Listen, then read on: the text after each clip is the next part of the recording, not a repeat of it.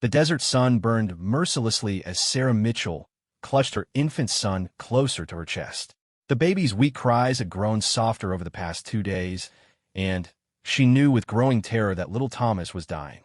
Her own lips were cracked and bleeding from thirst, and her body ached from 3 days of walking through the unforgiving Arizona territory. Sarah's husband had been dead for a week now. Robert Mitchell had been a good man, a dreamer who believed they could make a new life in California. He had saved every penny from his job at the railroad to buy a wagon and supplies for their journey west. But dreams don't stop bullets, and bullets don't care about the hopes of young families trying to build better lives. The attack had come without warning. One moment they were rolling along the dusty trail, Robert whistling a tune while Sarah fed Thomas under the canvas cover. The next moment, masked men on horseback surrounded their wagon, guns drawn and faces hidden behind dirty bandanas. They weren't Indians, as Sarah had initially feared, but something far worse, white men who had abandoned all decency and humanity. "Give us everything you got," the leader had shouted, his voice rough and cruel. Robert had tried to reason with them, explaining they were just a family trying to reach California, that they didn't have much money. The man had laughed, a sound that still echoed in Sarah's nightmares. "Money ain't all we're after," he had said, his eyes fixed on Sarah with a hunger that made her skin crawl. Robert had seen that look too, and he had done what any decent husband would do. He had fought. The gunshot had echoed across the desert like thunder. Robert had fallen beside the wagon, blood spreading across his white shirt like spilled paint. Sarah had screamed, clutching Thomas to her chest as the bandits ransacked their belongings. They had taken everything, the money, the food, the water barrels, even Robert's boots and coat. "Please," Sarah had begged, "my baby needs milk. I need water to feed him." The leader had looked at her with cold eyes. "Should have thought of that before your husband decided to play hero." He had mounted his horse and ridden away with his men, leaving Sarah alone with her dead husband and crying baby in the middle of nowhere. She had spent that first day digging Robert's grave with her bare hands, the desert sand cutting her palms and making her fingers bleed. The ground was hard and rocky, and she could only manage a shallow depression before exhaustion overtook her. She had wrapped Robert in their wedding quilt, the one her mother had made, and covered him with stones to keep the coyotes away. On the second day, she had started walking. She couldn't stay with Robert's body, not with Thomas depending on her for survival. The baby needed food, and she needed help. Somewhere ahead, she hoped there would be a town, a ranch, someone who could help them. But the desert stretched endlessly in all directions, a sea of sand and scrub brush under a sky that seemed to mock her desperation. The sun beat down without mercy, and the nights brought cold that cut through her thin dress and made Thomas whimper. Her milk had started to dry up from stress and dehydration, and now Thomas was barely responding when she tried to nurse him. As she stumbled through the sand, Sarah's mind wandered to her childhood in Missouri. She remembered her mother's kitchen, always warm and filled with the smell of fresh bread.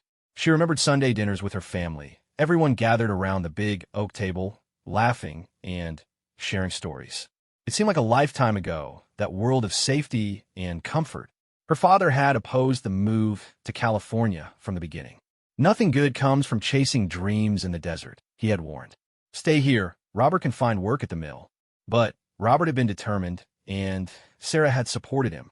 She had believed in their dream of a new life, a better future for Thomas. Now, as she struggled through the sand with her dying baby, those dreams seemed like cruel jokes. The California gold rush had drawn thousands of people west, but for every success story, there were dozens of tragedies like hers. Families destroyed by disease, accidents, and violence. Dreams buried in unmarked graves along the trail. Thomas stirred weakly in her arms, his tiny face red and pinched with hunger. Sarah tried to give him water from her nearly empty canteen, but he was too weak to drink. She pressed her face against his soft hair and whispered prayers she wasn't sure anyone was hearing. "Please, God," she whispered, "don't take my baby too. I'll do anything. Just please don't take him." The third day dawned with the same merciless sun and endless sand. Sarah's legs shook with each step, and black spots danced at the edges of her vision. She knew she was close to collapse, but the thought of Thomas kept her moving. She couldn't give up, not while there was still a chance to save him. It was near midday when she saw the smoke. At first, she thought it was a mirage, another cruel trick of the desert sun. But as she stumbled closer, the smoke remained real, rising in a thin column from behind a cluster of red rocks. Hope flared in her chest like a flame, giving her strength she didn't know she still possessed. Sarah climbed over the rocky outcropping, Thomas clutched in her arms, and found herself looking down into a small valley. Below, hidden from the main trail, was an Apache camp. A dozen buffalo hide dwellings formed a rough circle around a central fire pit where 3 women sat working on various tasks. Children played nearby, their laughter carrying on the desert wind. Sarah's heart stopped. She had heard stories about Apache raids, about settlers scalped and tortured, but she had also heard other stories about Apache kindness to those who approached with respect and peaceful intentions. Looking down at Thomas's pale, still face, she realized she had no choice. The first woman to spot her was tall and strong, with graying hair braided down her back. She wore traditional Apache dress decorated with intricate beadwork, and her weathered face spoke of years spent under the desert sun. When she saw Sarah standing at the edge of their camp, she stood slowly and called to the others in their native language. The other women looked up, one young with kind eyes and a gentle smile, another middle-aged with clever hands that never stopped moving as she worked on a basket. Children gathered behind them, curious but cautious. Sarah took a deep breath and began walking down into the valley. Each step felt like it might be her last, but Thomas's need drove her forward. When she reached the edge of the camp, she stopped and slowly held out her baby. "Please," she said, her voice barely a whisper. "My baby is dying. He needs food, milk. I'll do anything." The tall woman approached slowly, her dark eyes taking in Sarah's desperate condition. She spoke quietly to the younger woman, who disappeared into one of the dwellings and returned with a gourd of water. The tall woman took it and offered it to Sarah. Sarah drank gratefully, the cool water like a miracle on her parched throat. When she was finished, she again held out Thomas. "Please help him. I don't know what else to do." The tall woman looked at the baby carefully, her weathered hands gentle as she examined him. She spoke to the other women in Apache, and Sarah heard the concern in their voices even though she couldn't understand the words. The young woman disappeared again and returned with what looked like a small pouch made of soft leather. Inside was a white powder that she mixed with water to form a thin paste. She dipped her finger in it and carefully placed it on Thomas's lips. To Sarah's amazement, the baby responded, his tiny mouth working to take in the mixture. It was some kind of ground corn, made fine enough for an infant to digest. The women worked together, taking turns feeding Thomas small amounts, while Sarah watched with tears streaming down her face. As the day wore on, Thomas grew stronger. His color improved, and he began to cry with more energy when he was hungry. The Apache women fed him regularly with their corn mixture and gave Sarah food and water to restore her own strength. The tall woman, who Sarah learned was called Ayana, spoke some broken English. Through a mixture of words and gestures, Sarah managed to tell her story. She spoke of Robert's death, the bandits, their journey west, and her desperate walk through the desert. Ayana listened with a grave expression, occasionally translating for the other women. When Sarah finished, there was a long silence as the women spoke among themselves in their own language. As evening approached, the men of the tribe began returning to camp. Sarah watched nervously as warriors rode in, their faces painted and their horses snorting with exhaustion. She had heard so many stories about Apache men, about their fierceness in battle and their hatred of white settlers. But these men showed no hostility toward her. They looked at her with curiosity and spoke quietly with their women about her presence. Some of the younger men stared openly, and Sarah began to feel uncomfortable under their scrutiny. That night, Sarah slept in Ayana's dwelling, Thomas wrapped in warm furs beside her. For the first time in days, she felt safe and hopeful. Her baby was alive, growing stronger with each feeding. The Apache women had shown her kindness she would never forget. But as she lay in the darkness, listening to the sounds of the camp settling in for the night, Sarah couldn't shake the feeling that her relief might be temporary. She was a white woman alone among Apache, dependent on their continued goodwill for her and Thomas's survival. She had no way of knowing that the next morning would bring a proposal that would change her life forever, or that the kindness she had experienced was about to come with a price she had never imagined. In the morning, as Sarah woke to the sound of Thomas crying lustily for his breakfast, she felt grateful just to hear that strong, healthy sound. But she also felt the weight of uncertainty pressing down on her. What would happen now? Could she stay here? How could she ever repay the debt she owed these women? The answers to those questions would come soon enough, and they would be more complicated than anything Sarah could have imagined.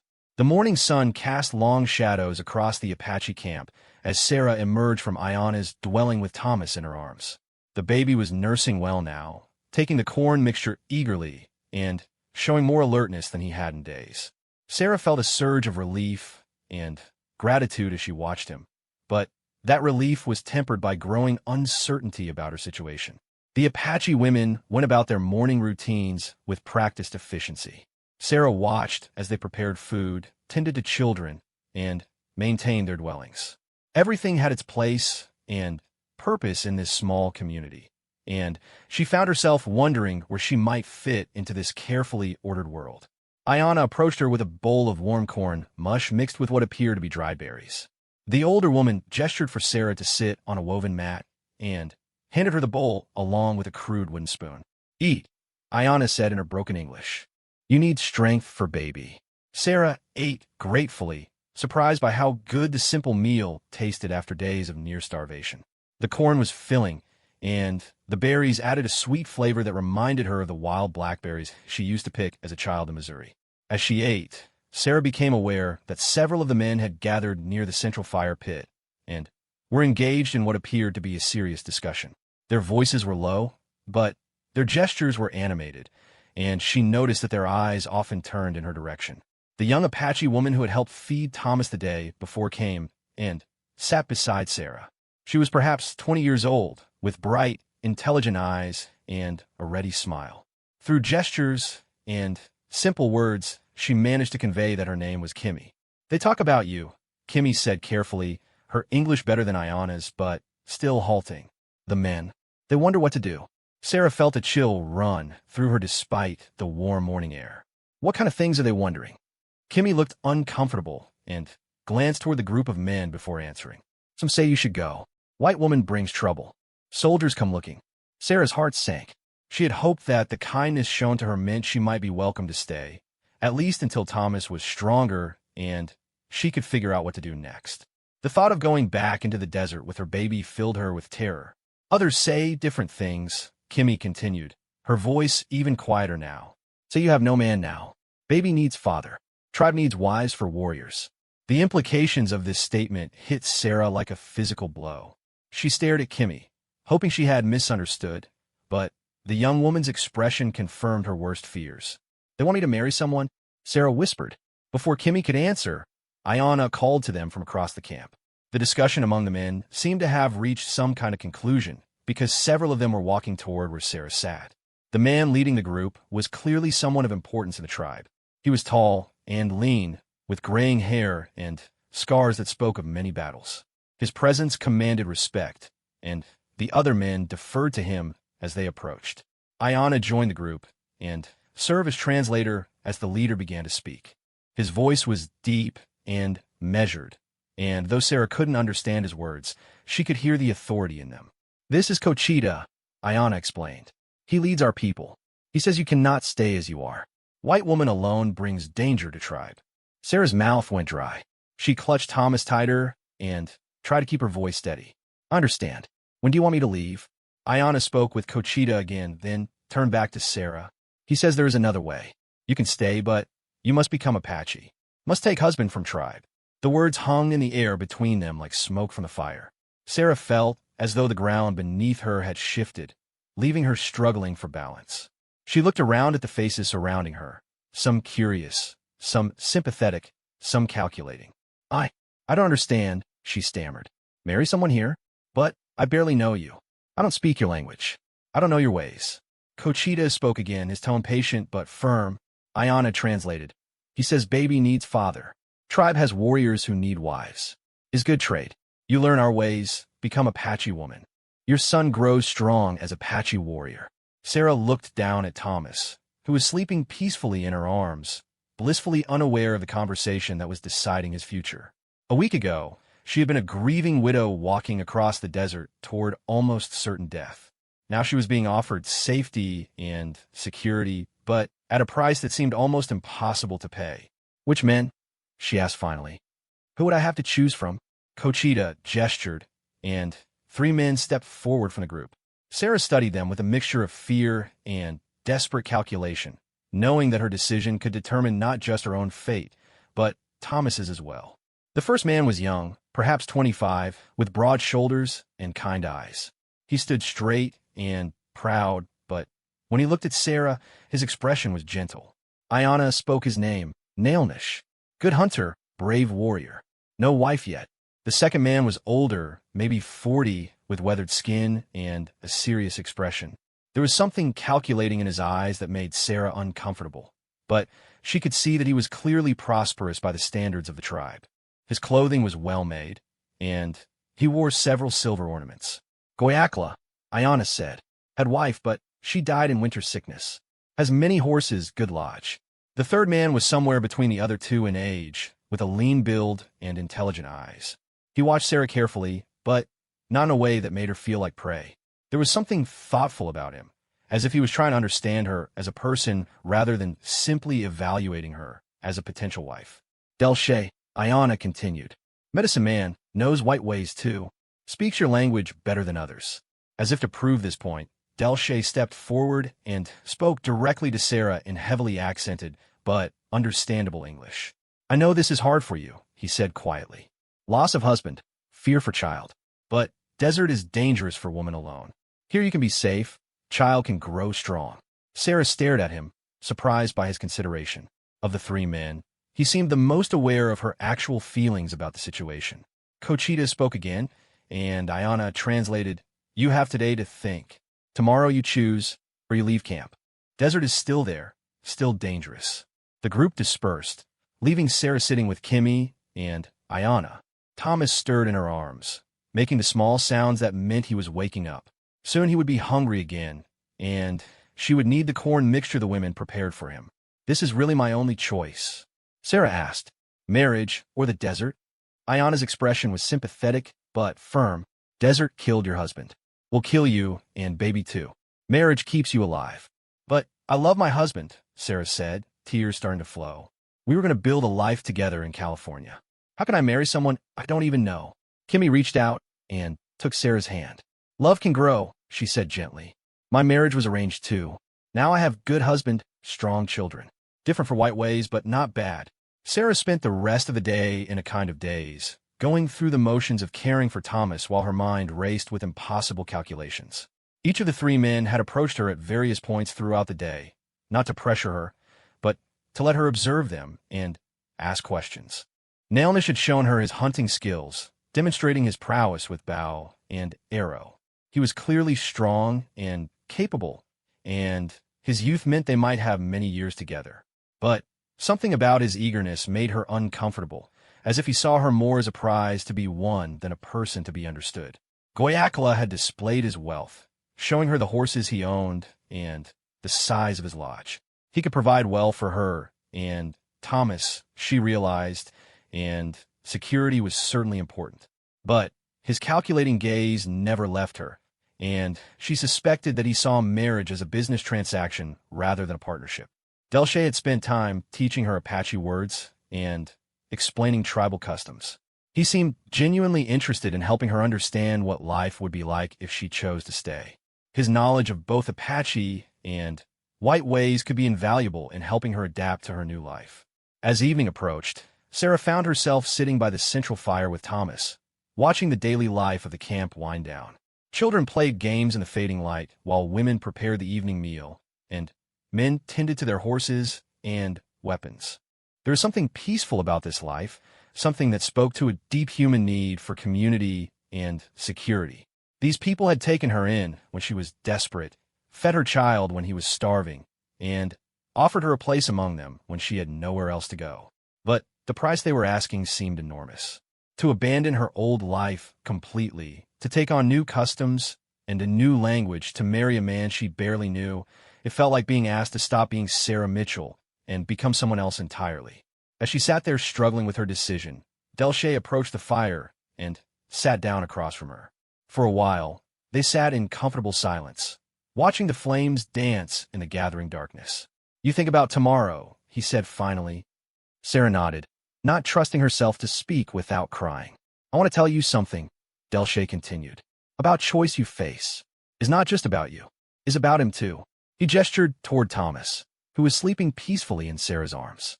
"I know," Sarah whispered. "Everything I do affects him. Apache children are raised by whole tribe," Delche explained. "Many mothers, many fathers. Child belongs to everyone. Everyone protects. Different from white ways, where mother and father do everything alone." Sarah looked around at the camp, at the children playing freely under the watchful eyes of numerous adults, at the way the community shared responsibilities and resources. "Your son could grow up strong here," Delche continued. "Learn to hunt, to fight, to survive in this land.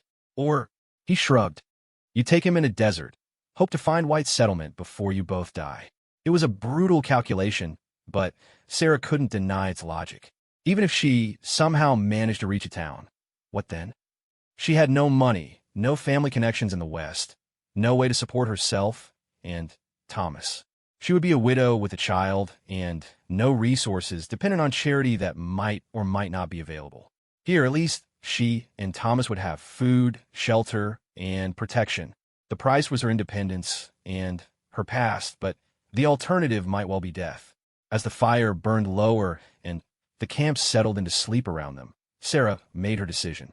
It wasn't the choice she would have wanted to make, but it was the choice that gave Thomas the best chance at life. Tomorrow, she would have to pick a husband from among strangers and begin the process of becoming someone new. Tonight, she would grieve for the life she was leaving behind and try to find the courage to embrace whatever came next. Dawn broke with the same relentless sun that had nearly killed Sarah just days before, but now she faced it from within the relative safety of the Apache camp. Thomas stirred in her arms, and she realized that for the first time since Robert's death, she had slept through the night without waking in terror. The weight of her decision pressed down on her as she watched the camp come alive around her. Today she would choose a husband from among strangers, and tomorrow she would begin learning to live as an Apache woman. The thought terrified her, but the alternative remained the same. Almost certain death in the desert for both her and Thomas. Ayanna approached with a morning corn mixture for Thomas and a bowl of food for Sarah. The older woman's weathered face showed understanding and compassion, but also a practical acceptance of the situation. "Today you choose," Ayanna said simply. "All three men are good. Different but good." As Sarah fed Thomas, she watched the three suitors preparing for what she assumed was some kind of formal presentation. Each man had taken extra care with his appearance, wearing his finest clothing and ornaments. Despite the gravity of her situation, Sarah couldn't help but notice the similarity to courting rituals back home, where young men would dress their best when calling on potential wives. Nailnish approached first, leading a beautiful painted horse. He was dressed in his finest buckskins, decorated with intricate beadwork that caught the morning light. His young face was earnest as he spoke to Cochita, who then translated for Sarah. "He offers horse as bride price," Ayanna explained. "Says he will teach your son to be great warrior, will hunt well to provide for family. He is strong, will protect you." Sarah studied the young man's eager face and found herself touched by his sincerity, even as she worried about his youth and inexperience. At 25, he was only a few years older than herself, but he seemed almost boyish in his enthusiasm. Goyakla came next, and his presentation was more elaborate. He had brought several items to display his wealth: silver ornaments, fine woven blankets, and, most impressively, a string of horses that demonstrated his status within the tribe. When he spoke, his voice carried the confidence of a man accustomed to respect and authority. "He says he has much to offer," Ayanna translated. "Big lodge, many horses, important place in tribe. Your son would grow up wealthy, powerful. He would want for nothing." Sarah could see the logic in Goyakla's offer. Security and status were certainly valuable, especially for Thomas's future. But something in the man's calculating gaze made her uncomfortable, as if she and Thomas were acquisitions rather than family members. Finally, Delche stepped forward. His presentation was simpler than the others. He carried only a medicine pouch and a carved wooden figure that Sarah realized was meant to represent a child. When he spoke, his words were measured and thoughtful. He says different thing, Ayana explained with what might have been approval. Says he offers knowledge, understanding. We'll teach your son Apache ways and white ways both. We'll help you learn new life without forgetting old one. Delshay then surprised Sarah by addressing her directly in English. I do not offer riches or great power, he said quietly, but I offer respect, partnership. Your heart belongs to dead husband. I understand this. But maybe in time we find new kind of caring. His honesty touched something deep in Sarah's heart. Unlike the others, he acknowledged her loss and her feelings about this arranged marriage. He wasn't asking her to pretend to love him or to forget Robert. He was offering a path forward that honored her past while embracing her future. Cochita spoke, and Ayana translated, You must choose now. Sun is rising, and decision cannot wait longer. Sarah looked around at the faces watching her, some curious, some sympathetic, some impatient. These people had saved her life, and Thomas's, but now they needed her to commit to becoming one of them. She understood their position, even as she struggled with her own feelings. Taking a deep breath, Sarah stood and walked toward the three men. Each represented a different kind of future for her and Thomas. Nailnish offered youth and passion, Goyakla offered wealth and security, and Delshay offered understanding and respect. In the end, it was Thomas who decided for her.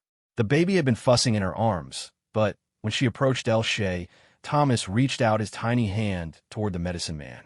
Delshay gently took the baby's fingers in his own, speaking softly in Apache. Thomas quieted immediately, looking up at the stranger with wide, trusting eyes. I choose Delshay, Sarah said, her voice barely above a whisper but clear enough for all to hear. The declaration created a stir of conversation throughout the camp. Nailnish looked disappointed, but nodded respectfully. Goyakla's expression darkened briefly before he composed himself and walked away. Delshay simply smiled gently and continued talking to Thomas in Apache. Cochita spoke at length, and Ayana provided translation. Wedding will be tomorrow at sunrise. Today you learn what you need to know to be Apache wife. Tonight you say goodbye to white woman life. The rest of the day passed in a whirlwind of instruction and preparation. The women of the tribe took charge of Sarah's education, teaching her essential Apache customs and explaining what would be expected of her as Delshay's wife. Kimmy, the young woman who had befriended Sarah, became her primary teacher. Apache marriage is different from white ways, she explained as they worked together preparing food. Husband and wife are partners, but woman keeps her own property, makes many decisions for family.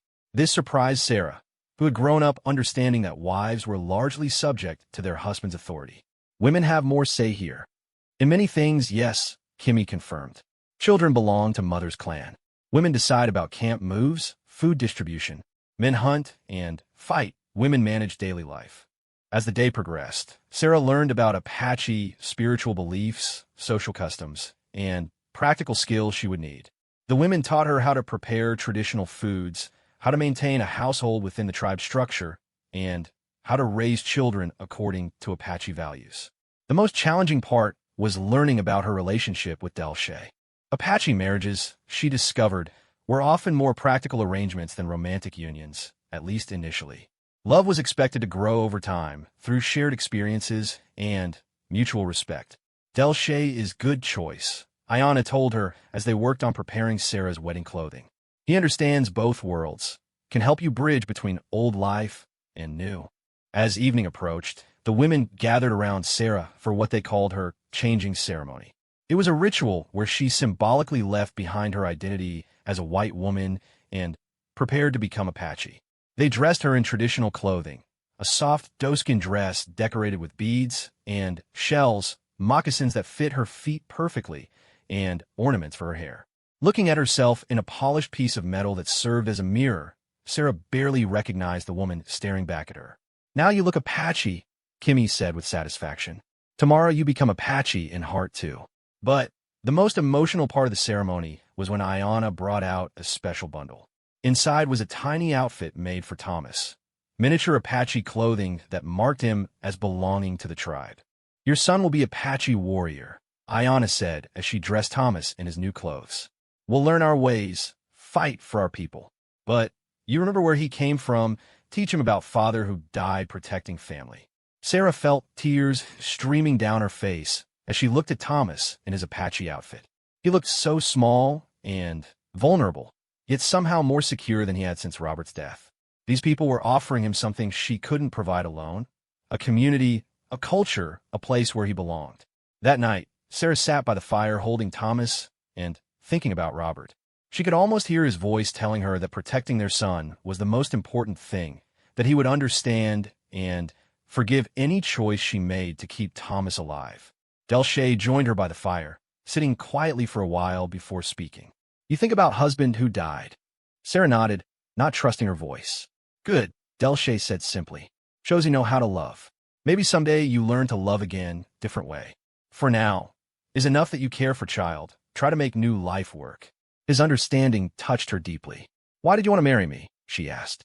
"You could have chosen someone from your own people." Delche was quiet for a moment, staring into the fire. "My first wife died 3 years ago. Fever took her and our baby. Since then, I live alone, focus on medicine work, helping people. But watching you with your son," he paused, choosing his words carefully, "reminded me that healing comes many ways. Maybe helping you heal helps me too." Sarah looked at this man who would be her husband tomorrow, this stranger who was offering her a lifeline when she had nowhere else to turn. He wasn't Robert, and he never would be, but he was kind, intelligent, and willing to accept her as she was rather than trying to remake her into something else. "I'm scared," she admitted. "Good," Delche replied. "Fear means you understand this is an important choice. Fear keeps you careful, makes you think before acting. Will serve you well as Apache woman." As the fire burned lower and the camp settled into sleep around them, Sarah felt something she hadn't experienced since Robert's death: hope. Not for the life she had planned, but for a different kind of life that might still hold happiness and meaning. Tomorrow she would marry a man she barely knew and officially become part of a culture completely foreign to her own. But tonight, holding Thomas close and feeling the security of the camp around her, she allowed herself to believe that maybe, somehow, this could work. The stars wheeled overhead in the vast desert sky, the same stars that had witnessed her desperate journey across the wasteland just days before. Now they watched over her as she prepared to transform from Sarah Mitchell, grieving widow, into someone entirely new, an Apache wife and mother ready to embrace whatever challenges and joys this new life might bring. Hashtag the Apache Women's Bargain. Part 4. The wedding ceremony took place as the sun painted the desert sky in shades of pink and gold. Sarah stood beside Delche, wearing her new Apache clothing and holding Thomas in her arms, as Cochita performed the traditional ritual that would bind them together as husband and wife. The ceremony was unlike anything Sarah had ever experienced. There was no church, no white dress, no familiar hymns. Instead, the entire tribe gathered in a circle around the couple as smoke from burning sage filled the air with its earthy scent. Cochita spoke in Apache, his voice carrying across the desert morning as he called upon the spirits to bless this union. Delche had explained some of the ceremony to Sarah the night before, but experiencing it was entirely different. She found herself moved by the solemnity and beauty of the ritual, even though she couldn't understand most of the words being spoken. The couple exchanged simple vows in both Apache and English, with Delche translating for Sarah. They promised to care for each other, to work together for the good of the tribe, and to raise any children with respect for Apache ways. When Cochita declared them husband and wife, the tribe erupted in celebration with singing, drumming, and dancing that lasted well into the day. For Sarah, the wedding feast was a revelation. She had expected to feel like an outsider, but instead found herself welcomed with genuine warmth by the Apache people. Women shared traditional foods with her, men offered respectful congratulations to her new husband, and children played with Thomas as if he had always been part of their community. As the celebration continued around them, Delche led Sarah to their new home, a well-constructed dwelling that was larger than most in the camp. Inside, she found that he had prepared everything carefully for their arrival. There were soft furs for sleeping, baskets for storage, and a special area set up for Thomas with tiny blankets and toys carved from wood. "This is ours now," Delche said simply. "You can arrange things as you wish. Apache wife has authority over household." That first week of marriage was a time of careful adjustment for both Sarah and Delche. They moved around each other with polite consideration, learning each other's habits and preferences while maintaining respectful distance. Delche slept on one side of the dwelling while Sarah and Thomas occupied the other, with a clear boundary between them that both understood and honored. During the days, Delche went about his work as a medicine man, treating injuries and illnesses among the tribe members while teaching Sarah about Apache medicinal practices. She discovered that he was highly respected for his knowledge and skill, consulted by people from neighboring bands who would travel days to seek his help. "Plants here have much power," he explained as they gathered herbs together in the desert. "White doctors use different medicines, but Apache ways work too. Maybe I teach you, you teach me about white healing." Sarah found herself fascinated by his knowledge of desert plants and their properties. She had always been interested in healing. Back home, she had been the one her neighbors called when someone fell ill and the doctor was too far away. Combining her practical experience with Delche's deep understanding of native medicines created opportunities for learning that neither had expected. Thomas thrived in his new environment. The Apache women doted on him, taking turns caring for him while Sarah learned her new duties. The warm climate agreed with him, and the regular feeding schedule the tribe maintained helped him grow stronger each day. Sarah watched with wonder as her son began to respond to Apache songs and words, seeming to understand that this was now his world. But it was the children of the tribe who truly captured Thomas's heart. Even though he was still too young to play with them, he watched their games and activities with bright, interested eyes. The older children took special delight in entertaining him, making faces and sounds that sent him into gales of baby laughter. "He will grow up with good friends," Kimmy observed one afternoon as they watched a group of children competing in a foot race. "Apache children learn together, support each other through life. Your son will never be alone." This sense of community was perhaps the most surprising aspect of Sarah's new life. In her previous world, she and Robert had been largely on their own, dependent mainly on each other for support and companionship. Here, every aspect of life was shared and supported by the larger community. When Thomas fell ill with a mild fever, half the tribe offered remedies and assistance. When Sarah struggled to master a particular skill like basket weaving, multiple women stepped in to teach her. When Delche needed help gathering rare medicinal plants from a distant location, several men volunteered to accompany him on the journey. "This is Apache way," Ayana explained when Sarah commented on the generosity she had witnessed. "We survive together or we die alone. Desert is hard, enemies are many. Only by supporting each other do we stay strong." As the weeks passed, Sarah began to understand that her marriage to Delche was part of this larger pattern of mutual support. She wasn't just gaining a husband. She was being fully integrated into a community that would protect and support her and Thomas for the rest of their lives. The relationship with Delche himself evolved slowly but steadily. He was unfailingly patient with her efforts to learn Apache customs, gentle in correcting her mistakes, and respectful of her grief over Robert's death. He never pressured her for affection or intimacy, instead focusing on building a foundation of friendship and trust. "Marriage is like good medicine," he told her one evening as they sat outside, their dwelling watching Thomas play with wooden toys. "Must be right mixture, prepared carefully, given time to work. Rush the process and could do more harm than good." Sarah appreciated his wisdom and patience more than she could express.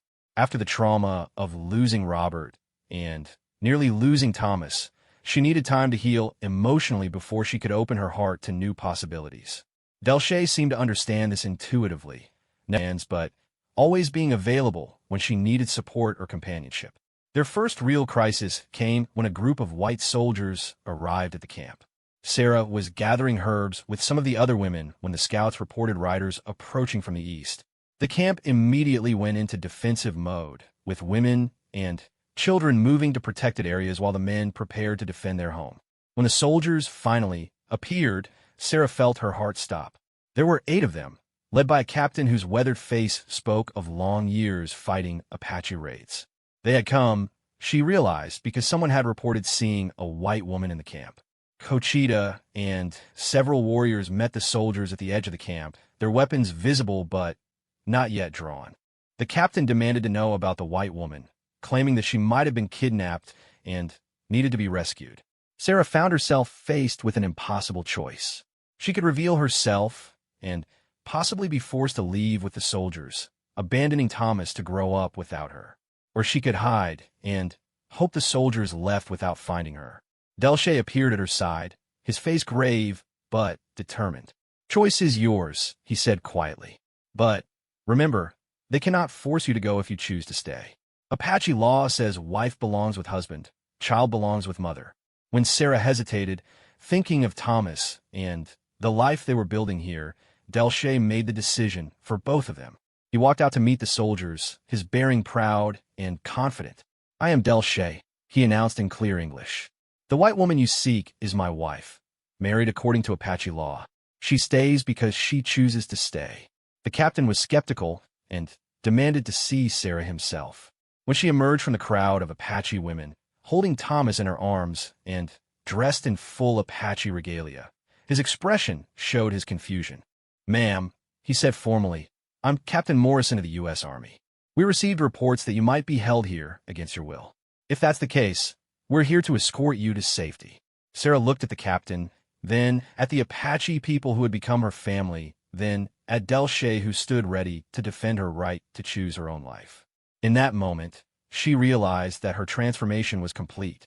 She was no longer Sarah Mitchell, the desperate widow who had stumbled into this camp weeks ago. She was now an Apache wife and mother with a place and purpose in this community. "Thank you, Captain," she said clearly, "but I'm not being held against my will. This is my husband, this is my home, and this is where my son and I choose to stay." The captain studied her face carefully, perhaps looking for signs of coercion or fear. Instead, he saw a woman who was thin but healthy, clearly well cared for, holding a thriving baby who showed no signs of neglect or abuse. "Are you certain?" he asked. "Life out here is dangerous, especially for a white woman. We could escort you to the nearest fort, help you get back to civilization." Sarah almost smiled at his concern. "This is civilization, Captain. These people saved my life and my son's life. They've given us a home and a family. I have no desire to leave." The captain wasn't entirely satisfied, but he could see that Sarah was speaking freely and appeared to be in good health. After warning the Apache that they would be held responsible for her safety, he led his men away from the camp. As the soldiers disappeared into the distance, Sarah felt a profound sense of relief and belonging. She had been given a chance to return to the white world, and she had chosen to stay with the Apache. That choice, made freely in front of witnesses from both cultures, felt like the final step in her transformation. That night, as the tribe celebrated their successful confrontation with the soldiers, Sarah sat with Delche watching Thomas play with the other children. For the first time since their wedding, she found herself truly seeing her husband as a partner rather than just a protector. "Thank you," she said quietly. "For what?" "For letting me choose. For standing up to those soldiers. For giving me time to become ready for this life." Delche smiled, and Sarah noticed that it was the first completely unguarded expression she had seen from him. "You chose to stay. That means something. It means you see this as home now, not just place where you hide from danger." Sarah realized he was right. Somewhere in the past weeks, the Apache camp had stopped being a refuge and had become home. These people were no longer strangers who had helped her. They were her people, her community, her family. Looking around at the familiar faces gathered around the fire, listening to Thomas laugh as the children entertained him, feeling the solid presence of her husband beside her, Sarah understood that she had found something she hadn't even known she was looking for. Not just safety, but belonging. Not just survival, but purpose. The stars were coming out overhead, the same stars that had watched over her desperate journey across the desert. But now they looked different to her, not cold and distant, but warm and welcoming, like old friends welcoming her home. 2 years had passed since Sarah's wedding day, and the woman who now stood grinding corn in the early morning light bore little resemblance to the desperate widow who had stumbled into the Apache camp. Her hands were strong and skilled from countless hours of traditional work, her skin bronze from the desert sun, and her eyes held the quiet confidence of someone who had found her place in the world. Thomas, now almost 3 years old, chattered happily in a mixture of Apache and English as he played with the wooden horses Delche had carved for him. He was a sturdy, healthy child with bright eyes and his father's gentle smile, though Sarah sometimes caught glimpses of Robert in the way he tilted his head when concentrating. The boy had no memory of his traumatic early days or the desperate journey across the desert. To him, the Apache camp was the only world he had ever known, and Delche was the only father he remembered. He followed the medicine man everywhere, chattering in Apache about the plants they gathered and the patients they treated. "Mama," Thomas said, tugging on Sarah's dress, "Delche says today we go find the white flowers for healing. Can I help carry the basket?" Sarah smiled at her son's enthusiasm. "If you promise to stay close and listen carefully to everything Delche tells you." "I promise," Thomas replied, already running toward where Delche was preparing his medicine bags for the day's journey. The relationship between Sarah and Delche had evolved into something neither of them had expected when they first spoke their wedding vows. What had begun as a practical arrangement for mutual survival had grown into a deep partnership built on respect, shared purpose, and, gradually, genuine affection. It hadn't happened quickly. For months after their wedding, they had maintained careful boundaries, more like friendly roommates than husband and wife. But, slowly, through countless small moments of kindness and understanding, something deeper had begun to grow between them. The turning point had come during Thomas's first serious illness. The boy had developed a dangerous fever that none of the traditional remedies seemed able to break. For 3 days and nights, Sarah and Delche had worked together to save him, combining her knowledge of white medical practices with his understanding of Apache healing methods. When Thomas's fever finally broke on the 4th morning, Sarah had collapsed from exhaustion directly into Delche's arms. He had held her while she cried with relief, and in that moment of shared vulnerability, the wall between them had finally crumbled. "I was so afraid I would lose him," she had sobbed against his chest. "We were afraid," Delche had corrected gently. "He is my son too now. Your fear is my fear. Your joy is my joy. This is what marriage means." From that day forward, their relationship had been a true partnership. They shared not just a dwelling and responsibilities, but their hopes, fears, and dreams for the future. Sarah had come to appreciate Delche's quiet wisdom, his gentle humor, and his unwavering dedication to helping others. He, in turn, valued her intelligence, her different perspective on familiar problems, and her fierce devotion to their family. Their work together as healers had become something of a legend among the various Apache bands in the region. Word had spread of the medicine man who had married a white woman with knowledge of different healing ways, and people traveled from great distances to seek their help. Sarah had discovered a gift for combining the best of both medical traditions. Her understanding of hygiene and infection control, learned from her mother and developed through necessity, complemented Delche's deep knowledge of medicinal plants and traditional healing rituals. Together, they had developed new treatments that were more effective than either tradition could achieve alone. Today's expedition was typical of their work. They were traveling to a distant canyon where a rare plant grew, one that Delche believed could help treat the persistent cough that had been affecting several tribal elders. Sarah had suggested that they also gather willow bark, which she knew could help reduce fever and pain. As they rode through the desert landscape, Thomas secured safely in front of Delche on his horse. Sarah reflected on how completely her life had changed. The grieving, desperate woman who had begged for help at the edge of this camp seemed like a stranger to her now. She had learned to speak Apache fluently, to prepare traditional foods, to craft the tools and clothing the family needed. More importantly, she had learned to think like an Apache woman, to see the world through the lens of tribal values and customs that now felt as natural to her as breathing. But she had not forgotten her origins. In their dwelling, she kept a small bundle of items from her previous life: Robert pocket watch, their wedding ring, and the family Bible her mother had given her. Sometimes, when Thomas asked about his first father, she would show him these treasures and tell him stories about the man who had loved him before he was even born. Delche encouraged these conversations, understanding that Thomas needed to know his complete history. The boy would grow up Apache, but he He would also know that he carried the blood and legacy of brave white parents who had died protecting him. "Tell me again about First Father," Thomas said as they made camp that evening in a sheltered spot near the canyon where they would gather plants the next day. Sarah settled beside the small fire Delche had built and pulled Thomas onto her lap. "Your first father was named Robert," she began, falling into the familiar rhythm of a story she had told many times. "He was tall and strong with kind eyes and hands that could fix anything that was broken." "Was he brave?" Thomas asked, though he already knew the answer. "Very brave," Sarah confirmed. "When bad men tried to hurt us, he fought them to protect you and me. He died to keep us safe, because that's what fathers do for their families. Like Delche protects us now? Exactly like that. Both of your fathers love you very much, and both of them want you to grow up to be a good, strong man." Thomas considered this seriously, as he always did. "Will I be Apache or white when I grow up?" It was Delche who answered, reaching over to ruffle the boy's dark hair. "You'll be Thomas. Apache heart, white blood, all your own spirit. Best of both worlds." This conversation was repeated in various forms as Thomas grew older and began to understand more about his unique position within the tribe. He was fully accepted as an Apache child, but his heritage also made him special in ways that could be advantageous as he matured. The next morning, as they gathered the medicinal plants they had come for, Sarah found herself thinking about the future. Thomas would soon be old enough to begin formal training as a warrior, learning the skills he would need to protect the tribe and provide for his own family someday. She and Delche had discussed the possibility of having more children together.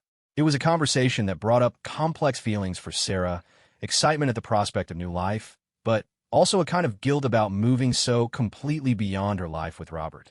"He would want you to be happy," Delche had said when she shared these feelings with him.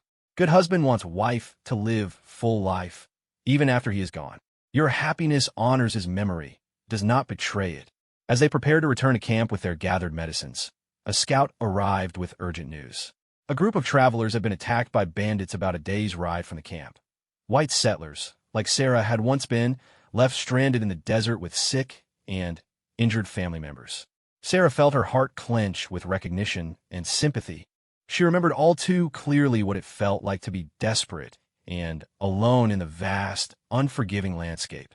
"We have to help them," she said immediately. Delche nodded agreement. "We go now. Thomas, you ride with me again. This may be dangerous."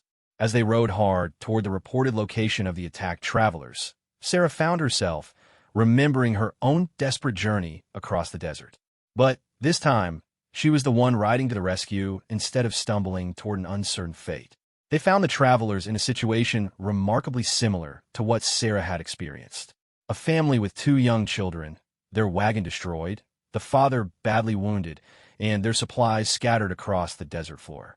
The mother was near collapse from exhaustion and fear, holding her youngest child while trying to tend to her injured husband. Sarah dismounted and approached the family slowly, her hands visible and empty to show she meant no harm. The woman looked up with terror in her eyes, seeing an Apache woman approaching with her warrior husband. "Please," the woman gasped, "don't hurt my children. They're just babies." "I'm here to help," Sarah said in English, her voice gentle and reassuring. "My husband is a medicine man. We can treat your wounded and get you to safety." The woman stared at Sarah in shock, clearly not expecting to hear perfect English from someone dressed in Apache clothing. You're white." "I was," Sarah said simply. "Now I'm Apache. But I remember what it's like to be where you are right now. We're going to help you." Working together, Sarah and Delche treated the father's injuries and provided food and water for the family. As they worked, Sarah found herself telling the woman her own story. The attack, Robert's death, her desperate journey with Thomas, and the choice she had made to stay with the Apache. "You chose to stay?" the woman asked in amazement. But they're savages." Sarah looked at Delche, who was gently treating one of the children's minor cuts, while Thomas entertained the other child with his wooden toys. "They saved my life and my son's life," she said quietly. "They gave us a home, a family, a purpose. They're good people, just different from what you're used to." The rescue mission was successful. The family was escorted to the nearest fort, where they could recover and continue their journey west. As they parted, the woman took Sarah's hands in her own. "Thank you," she said with tears in her eyes. "I'll never forget what you did for us." Remember that not all Apache are your enemies, Sarah replied. Some of us are just people trying to live good lives and help others when we can. As they rode back toward camp, Thomas asked his mother why the white woman had seemed so afraid. Because she doesn't understand Apache people yet, Sarah explained. She only knows the scary stories, not the truth about how kind and generous our people can be. Will she learn? Thomas asked. Maybe, Sarah said. Sometimes people do learn when they're ready to see the truth. That evening, back in the safety of their own camp, Sarah sat with Delshay watching Thomas play with the other children. The boy was laughing as he participated in a traditional Apache game, completely at home in his world, secure in his identity as both Apache and the son of the brave white man who had died protecting him. Do you ever regret it? Delshay asked quietly. The choice you made to stay? Sarah considered the question seriously. There were certainly things she missed about her old life. Her family back in Missouri, the familiar customs and foods of her childhood, the dreams she and Robert had shared about their future in California. But looking around at the life she had built here, at the strong, happy child Thomas had become, at the meaningful work she and Delshay did together, at the community that had embraced her completely, she knew her answer. No, she said with quiet conviction. This is where I belong now. This is home. As the stars came out overhead, the same stars that had witnessed her desperate journey across the desert years ago, Sarah felt a deep sense of peace and gratitude. She had lost one life and one dream, but she had found another life that was rich with purpose, love, and belonging. Thomas ran over and climbed on her lap, tired from playing but still chattering excitedly about his day. As she held him close, Sarah thought about the woman she had been when she first arrived here, desperate, grieving, and terrified for her child's future. That woman could never have imagined the life Sarah had now. A respected place in an Apache community, a husband who valued her intelligence and strength, meaningful work as a healer, and, most importantly, a son who was growing up strong, confident, and proud of both sides of his heritage. The bargain the Apache women had offered her, we'll feed your baby, but you must marry one of us, had seemed impossible at the time. Now she understood it for what it truly was. Not just an exchange of security for marriage, but an invitation to become part of something larger than herself, to find a new kind of family and purpose in an unexpected place. As she carried Thomas to their dwelling for the night, Sarah whispered a quiet prayer of gratitude to Robert, wherever his spirit might be, for giving her the strength to do whatever was necessary to protect their son. She had kept her promise to him by ensuring Thomas lived and thrived, even if the path to that goal had led her somewhere she never could have imagined. Tomorrow would bring new challenges, new patience to heal, new lessons for Thomas to learn. But tonight, surrounded by the familiar sounds of the Apache camp settling in for sleep, Sarah Mitchell, now fully and completely an Apache woman, was exactly where she belonged.